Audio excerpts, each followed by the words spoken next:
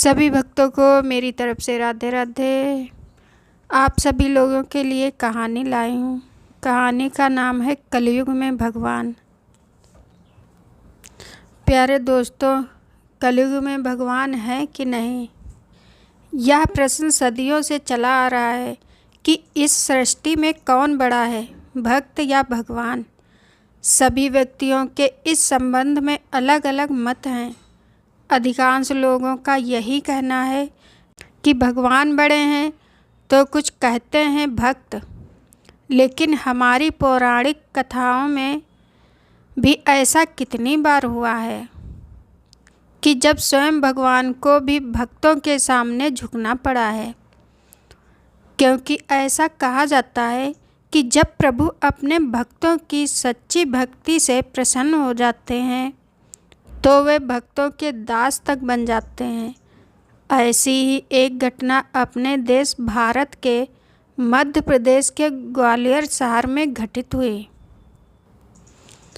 यह वह अद्भुत घटना थी जब गार्ड साहब की नौकरी करने खुद परमपिता परमेश्वर निकल पड़े।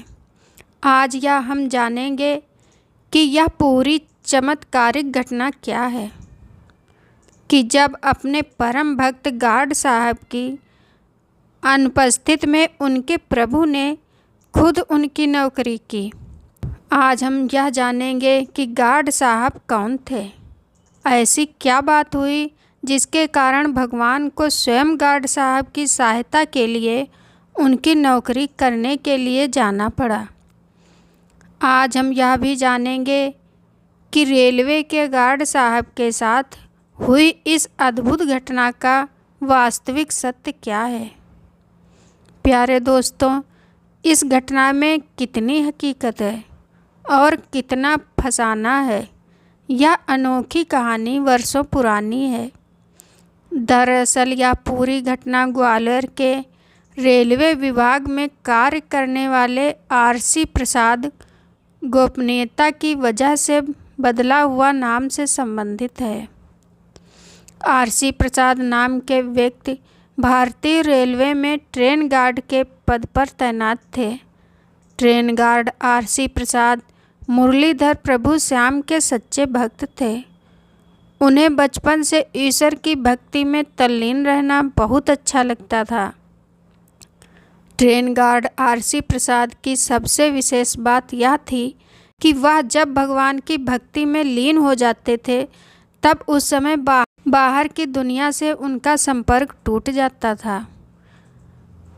वे अपना मन अपने इष्ट देवता के चरणों में पूर्ण रूप से रमा लेते थे। उसके बाद तो वह उस अलौकिक दुनिया में पहुंच जाते थे जहां केवल वह और उनके प्रभु श्याम होते थे। गार्ड साहब आरसी प्रसाद का सुबह और शाम घंटों भगवान की पूजा में तल्लीन रहना उनकी दिनचर्या में शामिल हो गया था। लेकिन एक दिन ऐसा गजब हुआ कि वह अपनी इस वंदना में इतने मग्न हो गए कि वह अपनी सारी सुध बुध खो बैठे। प्यारे दोस्तों, उस दिन प्रातःकाल का समय था। रेलवे विभाग में कार्यरत ट्रेन गार्ड आरसी प्रसाद नित्य की भांति उस दिन भी प्रभु भक्ति में संलग्न थे। वे स्वयं हारमोनियम बजाते हुए अपने प्रभु श्याम के भजन गा रहे थे। भजन गाते गाते वे प्रभु के स्मरण में इतने खो गए कि उन्हें पता ही नहीं चला कि कब सुबह के 6 बजे से 9:30 हो चला था। रेलवे गार्ड आरसी प्रसाद अपनी प्रभु की भक्ति में इस प्रकार तल्लीन थे कि उन्हें अपनी ड्यूटी पर जाना याद ही नहीं रहा। जब 9:30 बजे गार्ड साहब पूजा करके उठे तब उन्हें याद आया कि आज उन्हें अपनी ट्रेन ग्वालियर रेलवे स्टेशन से लेकर गुना रेलवे स्टेशन तक जाना था। इसलिए उन्हें 9:15 पर स्टेशन पहुंचना था, लेकिन 9:30 हो चुके थे। रेलवे गार्ड आरसी प्रसाद हड़बड़ा उठे। उन्होंने तुरंत अपनी यूनिफॉर्म पहनी और तेज़ी से बाइक से रेलवे स्टेशन की तरफ चल पड़े। लेकिन जब वह स्टेशन पहुँचे तो उनके विभाग के अन्य साथी उनको देखकर आश्चर्य में पड़ गए। वे उनसे कहने लगे कि प्रसाद जी, आप यहाँ कैसे? आरसी प्रसाद जी को यह समझ में नहीं आ रहा था कि आखिर उनके विभाग के सहकर्मी उनसे क्या कहना चाहते हैं। ट्रेन पर समय पर ना पहुंचने के कारण आरसी प्रसाद की गुना वाली ट्रेन जा चुकी थी। जब गार्ड आरसी प्रसाद अपने अधिकारी से समय पर ड्यूटी के लिए ना पहुंचने के कारण सॉरी बोलने के लिए गए, लेकिन जैसे ही वह अपने अधिकारी के पास पहुँचे तो वह भी उनको देखकर चौंक उठे। आरसी प्रसाद जी से उनके अधिकारी ने बताया कि तुम तो गुना वाली ट्रेन लेकर 9:15 पर चले गए थे, फिर इस समय ग्वालियर में कैसे नज़र आ रहे हो? अब गार्ड साहब आरसी प्रसाद के चौंकाने की बारी थी। प्यारे दोस्तों, उनके मन में यह प्रश्न उठ रहा था कि आज भगवान की पूजा में देर हो जाने के कारण जब वह सुबह पर स्टेशन पर ही पहुँचे नहीं तो उनके स्थान पर वह कौन था जो ट्रेन लेकर चला गया। लेकिन विभाग के लोगों का यही कहना है कि मैं उस ट्रेन को लेकर गुना रेलवे स्टेशन गया हूँ, इसलिए ऐसे में फिर यहाँ ग्वालियर के स्टेशन पर मैं किस प्रकार खड़ा हूँ। अब रेलवे गार्ड आरसी प्रसाद का माथा टनका। उन्होंने सोचा कि मैं तो सुबह के समय प्रभु की पूजा में लीन था। उस समय हो न हो उनके प्रभु श्याम ही उनकी नौकरी बचाने के लिए गार्ड बनकर ट्रेन से गुना चले गए।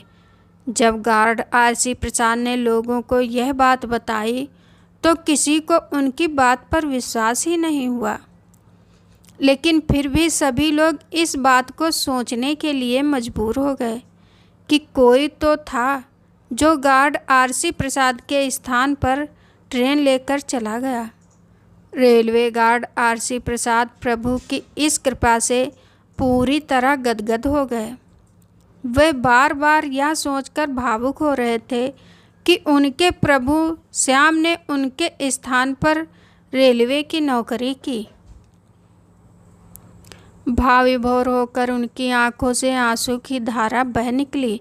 उन्होंने उसी दिन निश्चय किया कि अब वह रेलवे की गार्ड की नौकरी छोड़कर पूरी तरह प्रभु की शरण में चले जाएंगे।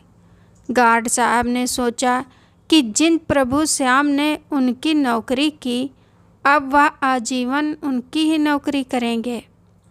उन्होंने अपना शेष जीवन प्रभु के चरणों में सौंप दिया।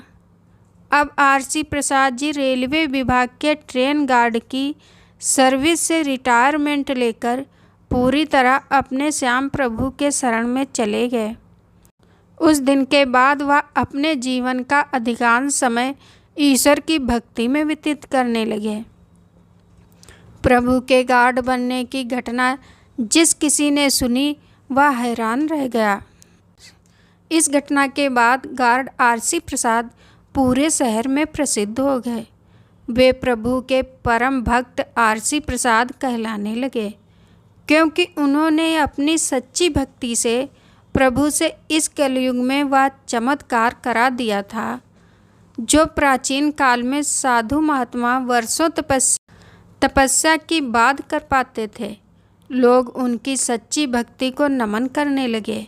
वे लोगों के लिए मिसाल बन गए। लोग कहने लगे कि भक्ति हो तो गार्ड आरसी प्रसाद जैसी, जिन्होंने प्रभु श्याम को ट्रेन का गार्ड बनने के लिए बेबस कर दिया।